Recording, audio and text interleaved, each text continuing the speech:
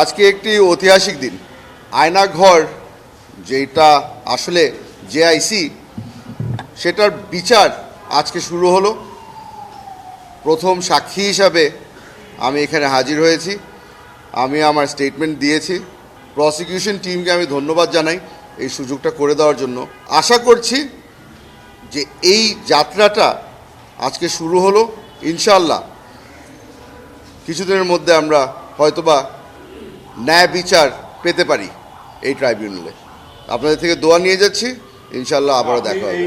7 মাস যেখানে আমি গুম ছিলাম, ওটা পরবর্তীতে তাসনিম খালিল সাহেবের মাধ্যমে আমরা জানতে পেরেছি যে ওই লোকেশনটার নাম হচ্ছে গিয়ে আয়নাঘর, যেটার ফর্মাল নাম হচ্ছে গিয়ে জেআইসি, জয়েন্ট ইন্টিগ্রেশন সেন্টার।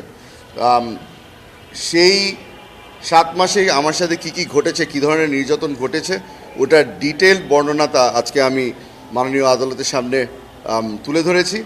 তার সাথে সাথে যেই ব্যক্তিরা আদেশ দিয়েছিলেন, যারা হুকুমদাতা ছিলেন এই গুম ঘটনার সাথে, তাদের নামও প্রকাশ করা হয়েছে এবং তার সাথে সাথে ন্যায় বিচারের জন্য আমি আবেদন করে এসেছি।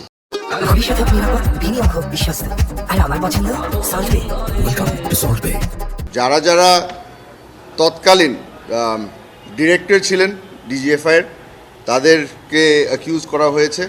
তার সাথে সাথে আওয়ামী লীগের প্রধানমন্ত্রী শেখ হাসিনাকেও এখানে অ্যাকিউজ করা হয়েছে, বিকজ কমান্ড রেসপন্সিবিলিটি ওনার ছিল এবং হুকুমটাও ওনার থেকে এসেছিল। প্রথমবারের মতো বাংলাদেশের মাটিতে গুমের কোনো ধরনের বিচার শুরু হয়েছে। আপনি যদি বাংলাদেশের আইসিটির ব্যাপারে জিজ্ঞেস করেন, আইসিটি আগে যেটা ছিল আর বর্তমান আইসিটি যেটা হয়েছে, এটার মধ্যে আকাশ পাতাল তফাৎ আছে। আমি ভরসা রাখছি প্রসিকিউশন টিমের উপরে, আমি ভরসা রাখছি এইখানের জাস্টিস এবং জাজদের উপরে। আশা করছি যে যেখানে আমরা বঞ্চিত হয়েছিলাম সেখানে আমি আশা করছি যে আমরা ন্যায় বিচার পাবো।